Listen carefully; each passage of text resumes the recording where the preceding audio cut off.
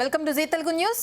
కొన్ని రోజులుగా ఒడిదుడుకులను ఎదుర్కొంటున్న దేశీయ స్టాక్ మార్కెట్లు ఇరాన్ అమెరికా యుద్ధం ముగుస్తుందన్న సంకేతాలతో భారీ లాభాల్లో ముగిశాయి. అయితే వచ్చే వారం స్టాక్ మార్కెట్లు ఎలా ఉంటాయి? ఇండియన్ స్టాక్ మార్కెట్కు మంచి రోజులు వచ్చాయా? ఇప్పుడున్న పరిస్థితుల్లో స్టాక్ మార్కెట్లో ఇన్వెస్ట్ చేయొచ్చా? ఇన్వెస్ట్ చేయాలనుకునే వారు ఎలాంటి స్టాక్స్ని సెలెక్ట్ చేసుకోవాలి? బులియన్ మార్కెట్లు నష్టాల నుంచి లాభాల్లోకి వచ్చాయా? గోల్డ్ సిల్వర్ దిగొస్తుందా? ఇప్పుడు గోల్డ్లో ఇన్వెస్ట్ చేయొచ్చా? ఈ సందేహాలను మార్కెట్ ఎక్స్పర్ట్ జీవి సత్యనారాయణ గారిని అడిగి తెలుసుకుందాం. సత్యనారాయణ గారు, గుడ్ మార్నింగ్ అండి. నమస్తే. Good morning. దేశీయ స్టాక్ మార్కెట్లు లాభాల్లో ముగిశాయి. ఇప్పుడున్న పరిస్థితుల్లో స్టాక్ మార్కెట్లో ఇన్వెస్ట్ చేయొచ్చా? ఇన్వెస్ట్ చేయాలనుకునే వారు ఎలాంటి స్టాక్ని సెలెక్ట్ చేసుకుంటే మంచిదంటారు? ఓకే, నిన్నైతే బాగా మార్కెట్లు పెరగడం జరిగింది. ఈ ట్రంప్ ఇరాన్ వాళ్ళు చర్చలకు వస్తున్నారని, ఇరాన్ వాళ్ళు కూడా చర్చలకు రెడీగా ఉన్నామని, దాంతో ఒక్కసారిగా మనం చూడవలసింది ఏంటంటే బ్రెంట్ ఆయిల్, ఏదైతే బ్రెంట్ ఆయిల్ బాగా తగ్గిపోయిందో బిలో $90 రావడం జరిగింది బ్రెంట్ ఆయిల్. అక్కడి నుంచి మన మార్కెట్లు కోలుకోవడం జరిగింది. గోల్డ్ సిల్వర్ పెరగడం జరిగింది. మన మార్కెట్ 1600 పాయింట్లు పైన పెరగడం జరిగింది.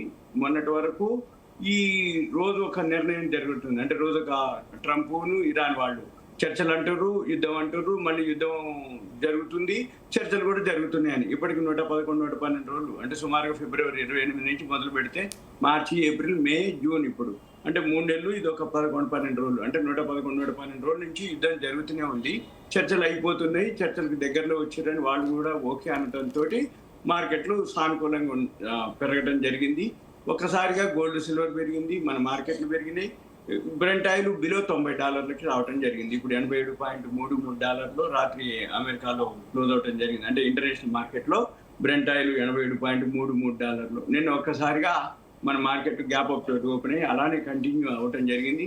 నిఫ్టీ వచ్చి 461.31 పాయింట్లు, బిఎస్సి సెన్సెక్స్ 1695.40, ఇక నిఫ్టీ 500 485.35, నిఫ్టీ బ్యాంక్ వచ్చి 1638, నిఫ్టీ ఐటీ మాత్రం కొంచెం 25 పాయింట్లు మైనస్లో క్లోజ్ అయింది. ఎందుకంటే ఎప్పుడైనా కానీ మార్కెట్ పెరిగినప్పుడు గోల్డ్ సిల్వరు, మార్కెట్ పెరిగితే గోల్డ్ సిల్వర్ రిలేటెడ్ అనమాట. బ్రెంట్ ఆయిల్ తగ్గినప్పుడు ఆటోమేటిక్గా మన మార్కెట్లు పెరిగినప్పుడు ఈ ఐటీ కొంచెం తగ్గుద్ది అన్నట్టు. మళ్ళీ మార్కెట్లు తగ్గినప్పుడు ఐటీ పెరుగుతుంది, అంటే రివర్స్ ఉంటుంది ఐటీ సెక్టార్ వరకు. ఇక మిడ్ క్యాప్ బిఎస్సి బ్యాంకు 1829 పాయింట్లు పెరగడం జరిగింది. బిఎస్సి బ్యాంక్ నిఫ్టీ 200 వచ్చి 284.85. ఇలా అన్ని సెక్టార్లు నిఫ్టీ 100 పెరిగింది, 497.55. నిఫ్టీ స్మాల్ క్యాప్ వచ్చి 229.31. బిఎస్సి 500 వచ్చి 761.55 పాయింట్లు. బిఎస్సి 500 వచ్చి 100 వచ్చి 25,089.37 పాయింట్లు. అన్ని కూడా అన్ని సెక్టార్లు, ఒక ఐటీ సెక్టార్ తప్ప మిగిలిన సెక్టార్లు అన్ని కూడా పాజిటివ్లోనే క్లోజ్ అయినాయి. తర్వాత ఏదైతే బిఎస్సి సెన్సెక్స్ 30 కంపెనీలు ఉంటాయో దాంట్లో 27 కూడా ప్లస్లోకి రావడం జరిగింది. అంటే 9:1, 27 ప్లస్లో ఉంటే ఒక 3 షేర్లే మైనస్లో ఉన్నాయి. అవి కూడా ఏంటి అంటే సాఫ్ట్వేర్, హెచ్ఎల్ టెక్ ఒకటి, టెక్ మహీంద్రా, ఇవి కొంచెం ఐటీ వరకు. ఇక ఫైనాన్స్ కంపెనీలు అనుకోండి, మామూలు కన్జ్యూమర్ గుడ్స్, అన్ని సెక్టార్లు కూడా పాజిటివ్లోనే, బ్యాంకింగ్ సెక్టారు అవన్నీ కూడా పాజిటివ్లోనే క్లోజ్ అవ్వడం జరిగింది.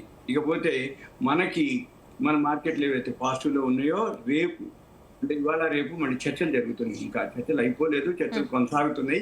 ఈ చర్చలు కొనసాగుతూ ఉంటే అవి సఫలమా విఫలమా అని తెలవాలి, న్యూట్రల్ అని తెలవాలి అంటే ఇవాళ రేపు న్యూస్ ఏదైతే ఉందో మండే మార్నింగ్ మనకి అప్డేట్ అయితే, ఇవాళ అప్డేట్ అయినా రాత్రికి, అంటే రేపు కానీ ఎప్పుడన్నా అప్డేట్ అయినా కానీ మనకి మార్కెట్లు ఉండవు. కాబట్టి మనము మండే మార్నింగ్కే ఫాలో అవ్వాలి.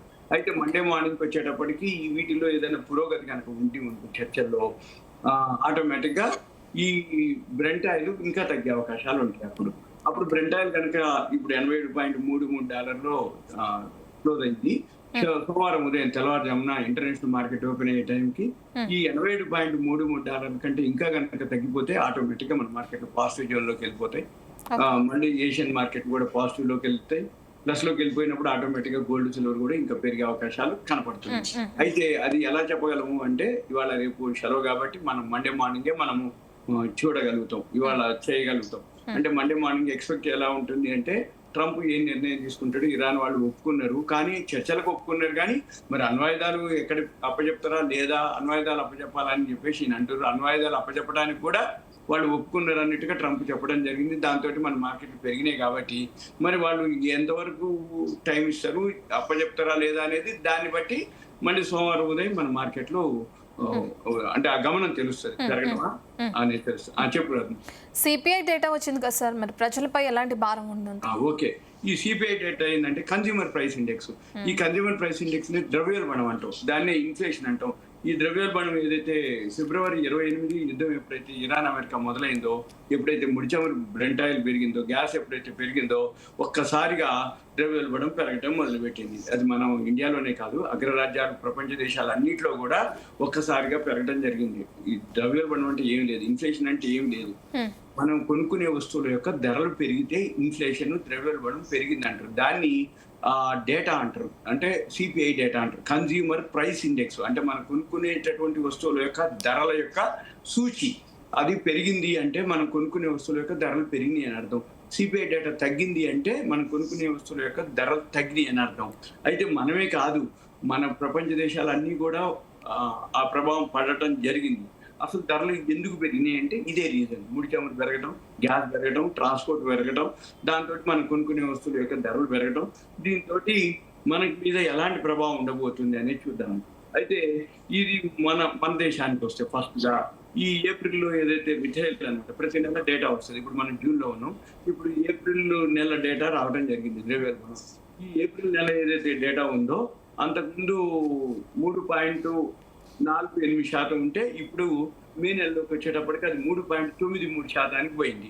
అంటే ఏప్రిల్ నెలకి మే నెలకి 3.48% నుంచి 3.93% పెరిగింది. అంటే ఇన్ని ధరలు పెరిగినాయి అని అర్థం సింపుల్ గా.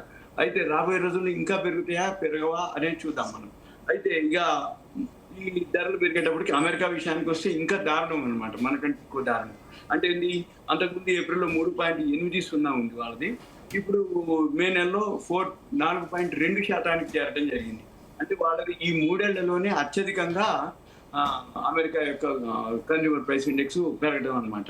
దీంతో ఇప్పుడు ఏదైతే ఇన్ఫ్లేషన్ డేటా ఉందో, ఇన్ఫ్లేషన్ డేటా ఎందుకు పెరిగింది అనేది రీజన్ ఇదే. ఫిబ్రవరి 20 నుంచి యుద్ధం మొదలైంది కాబట్టి ఫిబ్రవరి 20, మార్చి, ఏప్రిల్, మే, జూను ఇప్పుడు కంటిన్యూగా ఉన్నాం కాబట్టి ఈ గ్యాసు, ముడి చమురు ఎప్పుడైతే పెరుగుతుందో ఆటోమేటిక్గా అన్ని పెరిగినాయి. ఆ పెరిగేటప్పటికి ప్రపంచ దేశాలన్నీ ఇన్ఫ్లేషన్ పెరిగింది. అదే ఇక సింపుల్గా మనం చూడవలసింది. ఎప్పుడైతే ఇన్ఫ్లేషన్ తగ్గుద్ది అంటే మంచిదే, కానీ ఈ ముడి చమురు తగ్గకపోతే మాత్రం ఇన్ఫ్లేషన్ ఇంకా పెరిగే అవకాశాలే ఉన్నాయి. ఇప్పుడు మేకి ఏప్రిల్కి డేటా వచ్చింది, మళ్ళీ రాబోయే నెల కూడా ప్లస్ లోనే ఉంటుంది. అంటే ఎక్స్పెక్ట్ కంటే అంతకుముందు కంటే కూడా ఇంకా ఇప్పుడు ఎక్కువనే ఉంటుంది. అయితే ఇప్పుడు మన ఇండియా, అమెరికా కాకుండా వేరే దేశాలు, అంటే ఉదాహరణకి ఎందుకు జరిగింది అంటే ఇదే యుద్ధ వాతావరణం. దీంతో ఒక్కసారిగా ముడి చమురు పెరగడం, గ్యాస్ పెరగటం, దీంతో పెట్రోల్, డీజిల్ పెరగటం. ఈ పెట్రోల్, డీజిల్, గ్యాస్ ఎప్పుడైతే పెరిగిందో ఆటోమేటిక్గా మిగిలిన అన్ని పెరుగుతాను. అంటే ఎక్కువ శాతం ఫుడ్ మీద ఎఫెక్ట్ ఉంటుంది అన్నట్టు. ఈ ఫుడ్ ఇన్ఫ్లేషన్ ఏదైతే ఉందో 4.7% అనమాట. ఉదాహరణకి ఇప్పుడు టమాటాలే ఉన్నాయి, అవి 48.43% పెరిగినాయి అని అనౌన్స్మెంట్ అనమాట, ఒక నివేదిక. అంటే ఎక్కువ శాతం వాడేది ఏంటిది, పచ్చిమిరపకాయలు, ఉల్లిగడ్డలు, టమాటాలు, ఆలుగడ్డలు, ఇవే ఎక్కువ వాడకం.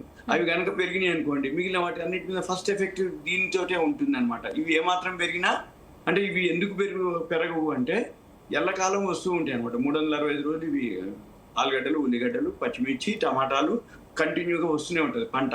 అంటే వేస్తూనే ఉంటారు, పంట వస్తూనే ఉంటుంది కాబట్టి అవి ఎప్పుడు స్టాండర్డ్గా ఉంటాయి. అవి కనుక పెరిగినాయి అంటే ఇంకా మిగిలినవి ఇంకా పెరిగినట్టు అనమాట, బాగా అర్థం. ఇప్పుడు 200 దాకా సుమారు, అంటే బీన్స్ అనుకోండి, అటువంటి అన్ని ఇంకా చాలా కాస్ట్లీ అయిపోతాయి అనమాట. అంటే ఏంటి, మామూలుగా ఉన్న మధ్యతరగతి సామాన్య ప్రజలు కొనుక్కునేటటువంటి ఏవైతే ఈ ధరలోనేయో అవి ఎప్పుడైతే పెరుగుతాయో ఆటోమేటిక్గా ఇన్ఫ్లేషన్ బాగా పెరుగుతుంది అనమాట. మెయిన్ ఫుడ్ మీద ఎఫెక్ట్ ఎక్కువ ఉంటుంది. అయితే బంగారం ధరలు కూడా బాగానే పెరగడం జరిగింది. అంటే ఈ వారం 10 రోజుల్లో కూడా కొంచెం మూవ్మెంట్ రావడం జరిగింది. ఎప్పుడైతే ఈ ముడి చమురు తగ్గడంతో అది కూడా కొంచెం ఉంది. ఇక మిగిలినవి కూడా బాగా పెరగడం జరిగింది. అంటే కమోడిటీస్ అంటాం దాన్ని. చనా, మిర్చి, యాలకులు, ధనియాలు, పసుపు, పత్తి, గోధుమలు, ఏవైతే జీలకర్ర, మిరియాలు, యాలకులు ఇవన్నీ ఉంటాయి కదా, అవన్నీ కూడా పెరగడం జరిగింది అనమాట. అవన్నీ కూడా మామూలుగా పెరగలేదు. అంటే ఆలుగడ్డ అయితే 23.71% పెరిగింది. ఇక అమెరికాలో ఏదైతే ఉందో ఒక నెలలోనే ఎనర్జీ సెక్టార్ 3.9% పెరగడం జరిగింది. పోయిన ఏడాదితో పోలిస్తే 40.5% పెరిగింది అనమాట అక్కడ, ఏది అమెరికాలో ఎనర్జీ.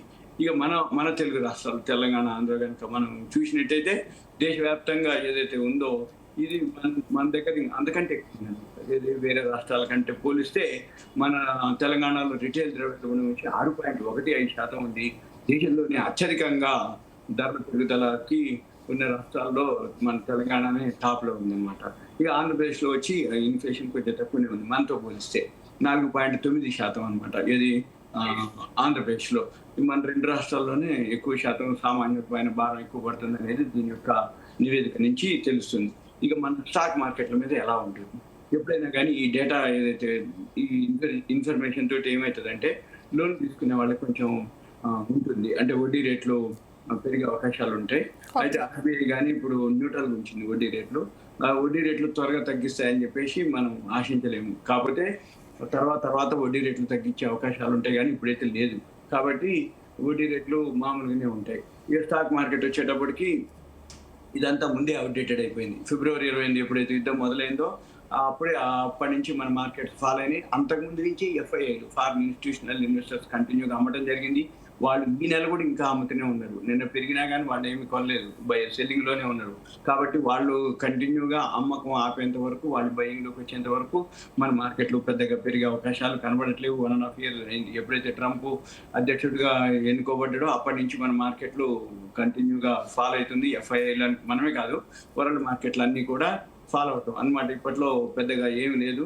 అయితే ఇక పడ్డంత వరకు పడ్డాయి కాబట్టి ఇక పెద్దగా క్రాష్ అయ్యే అవకాశాలు చాలా తక్కువ.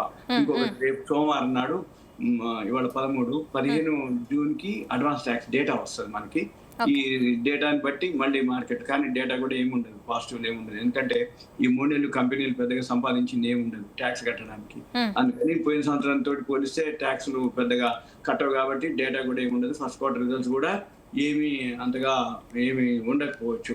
ఇక మనం చివరికి ఏంటిదంటే ఇన్ఫ్లేషన్ ఏదైతే పెరుగుతుందో ఇంకా పెరిగే అవకాశాలు ఉన్నాయి. ఎప్పుడైతే యుద్ధం ఆగిపోతుందో, యుద్ధం చర్చలకు వస్తుందో అప్పుడు ఆటోమేటిక్ గా ముడిచమురు బ్రెంట్ ఆయిల్ బాగా తగ్గిపోతే ఆటోమేటిక్ గా ధరలు తగ్గిపోతాయి.